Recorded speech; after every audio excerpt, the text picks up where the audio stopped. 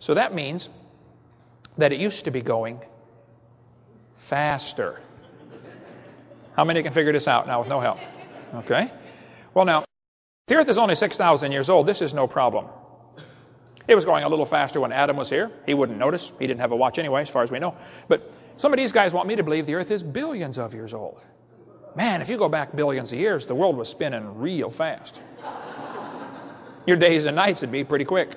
Get up, go to bed, get up, go to bed, get up, go to bed. You never get nothing done. The centrifugal force would have been enormous. The winds would have been 5,000 miles an hour from the Coriolis effect. And you think dinosaurs lived 200 million years ago? Oh, I know what happened to them. They got blown off. No, they did not live 200 million years ago.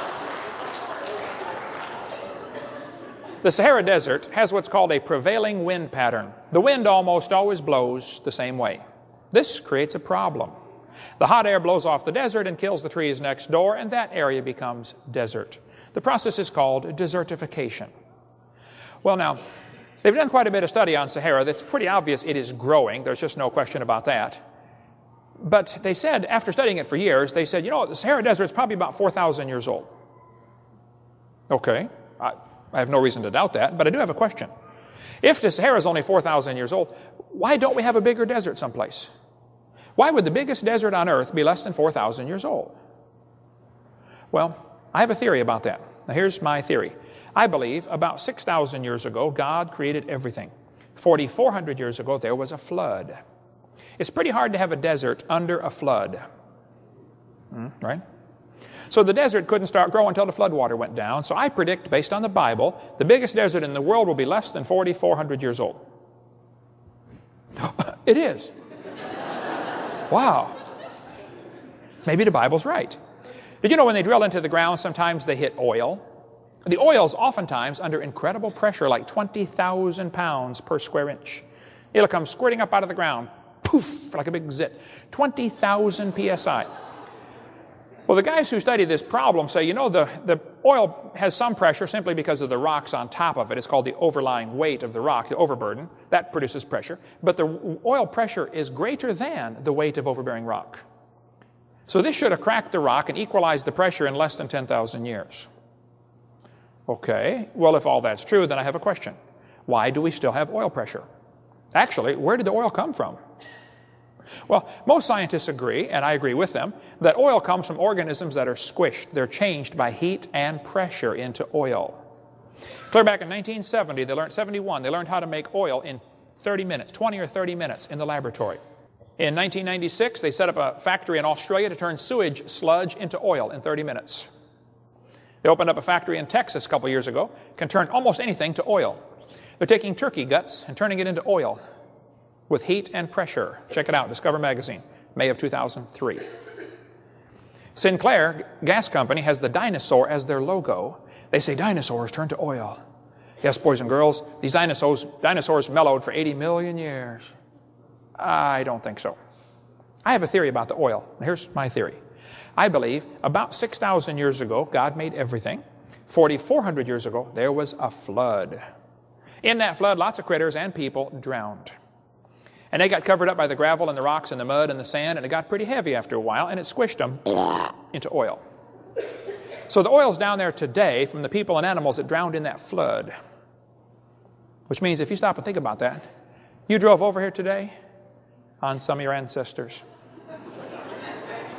Next time you're pumping them in there, you can say, bye, Grandpa. You should have listened to Noah. He told you it was going to rain. You should have got on that boat. Yeah. I was preaching in Denver, Colorado one time, and some guys came to the meeting, and they said, Hovind, can we talk to you for a minute? I said, sure. After the meeting, we talked, and they said, now look, we know that you go around teaching the earth is 6,000 years old. We'd like to prove you're wrong. Would you come with us, please? I said, sure. These guys worked at the National Ice Core Laboratory, just outside of Denver. They said, we go to Greenland and to the South Pole, and we drill holes through the ice. Government job, you know. And we save the center part of the hole. Oh, we need more ice, that's for sure. We're running out of ice. Spend $1 billion, go to Greenland and get some. Well, they drill these holes down in the ice. They take what's called a core sample. Here's a picture of the coring machine. This thing drills down and snaps off a 6 to 10 foot section of ice and pulls it up out of the hole. And they said, we want to show you these ice cores, Mr. Hovind. Come on in the freezer. They took me in this massive freezer they've got there, about as big as this auditorium, 36 below zero in there. And they took these ice cores out of their styrofoam tubes and laid one on the table and said, now see this ice core here? I said, yep. They said, you see the rings on there? It looks like tree rings, dark and light and dark and light. I said, oh yeah, they're very clear. Interesting. They said, now Hovind, in the summer, the snow melts just a little bit on top, and then it refreezes and makes clear ice, which shows up dark here on the picture. In the winter, it packs the snow, and it makes white ice. So what we have here are examples of summer, winter, summer, winter, summer, winter, summer, winter, just like annual rings of a tree. I said, okay. They said, now the deepest hole we ever drilled is 10,000 feet. And we counted 135,000 annual rings. And here you are claiming the earth is 6,000 years old. Hovind, you're wrong. I said, now fellas, aren't you assuming those are annual rings? See, apparently they didn't know about the Lost Squadron, but some airplanes ran out of gas during World War II and landed in Greenland. How many have ever heard of the Lost Squadron? It's been on TV a couple times. Go to thelostsquadron.com and see all about it. Well, a rich man from Kentucky got a brilliant idea to go over there and get those airplanes off the ice. Brand new World War II airplanes sitting there on the ice. He said, hey, let's brush off the snow, gas them up, and fly them home. Well, it wasn't quite that easy. They had to find them using ground-penetrating radar because the airplanes were under 263 feet of ice in 48 years. They melted a hole down to get to one of them, a P-38, and took it apart and brought all the pieces up through the hole. They call it cold mining with a hot tube they ran water through called the gopher. They melted a hole down there, took the airplane apart, brought the pieces up through the hole, and put it back together in Middleborough, Kentucky. It flew a couple years ago for the first time in nearly 50 years. Now, when they melted down to get to the airplane, they went through ice rings. Interesting. Airplanes were in the ground for 48 years. They were 263 feet down. Those are historical scientific facts, okay? That's 5.5 feet a year worth of ice accumulating on top of those planes. You had 10,000 feet as the deepest hole they ever drilled. You divide that by 5.5 and you get 1,800 years, not 135,000. Now, deeper layers get squished, I understand. The pressure changes it to firn, F-I-R-N. I understand that. I taught her science for years. So really, 4,400 is no problem. 4,400 years is no problem to account for all the ice at the North and South Pole. Well, I went up and visited the airport where they're putting this thing together. I got to talk to the guy who helped dig it out. His name is Bob Cardin. There's his picture and his phone number right there. Call him if you don't believe me. I said, Bob, when you melted down to get to that airplane, did you go through ice rings? He said, oh, yes, many hundreds of them. I said, how could there be hundreds of annual rings in 48 years? Shouldn't there be like maybe, 48? He said, annual rings? He said, those aren't annual rings. He said, that doesn't represent summer, winter, summer, winter. It represents warm, cold, warm, cold, warm, cold. You can get 5 of those in 1 week around here, can't you? Yeah. But here's a Scientific American article where the guy is still calling them annual layers. Now, folks, either he's confused or he's underinformed of the topic or he's deliberately lying. He may just be ignorant, okay? I hope that's the case because ignorance can be fixed. Stupid is forever, but ignorance can be fixed, all right? That's the difference, by the way.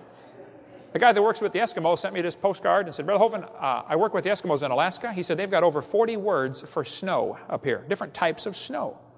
He said, I got 15 layers of snow on my car in 8 hours. Not 15 inches, 15 layers of snow. Those layers are not different ages, not a year apart. Same thing with the textbook when they tell the kids about the Cenozoic, Mesozoic, Paleozoic. How many have ever heard of the geologic column before? We cover much more on that on video 4. The geologic column is a joke. It doesn't exist any place on planet Earth except in the textbooks. Get our video number 4 for more on that. Those layers are not different ages. All over the world, petrified trees have been found standing up, connecting these layers.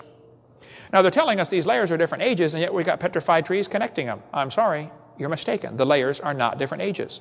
They all formed in one flood. And it doesn't take long for things to petrify. Things can petrify quickly. Here's a piece of petrified firewood. I've got a petrified pickle in my museum in Pensacola. The lid to the jar rusted off and the pickle turned to stone inside the jar. We got the jar and the pickle. Come on up and see it. One kid sent me a bag of petrified acorns with a little note. He said, Brother Hovind, I put these acorns in the water to hope they would sprout, and I forgot about them. 10 years old, Next spring, my mom found the bucket on the back porch. and said, son, get rid of these acorns. He said, in less than a year, they turned to stone. I've got them in the museum. Stop and see our Dinosaur Adventureland in Pensacola, Florida. Here's a petrified fish giving birth.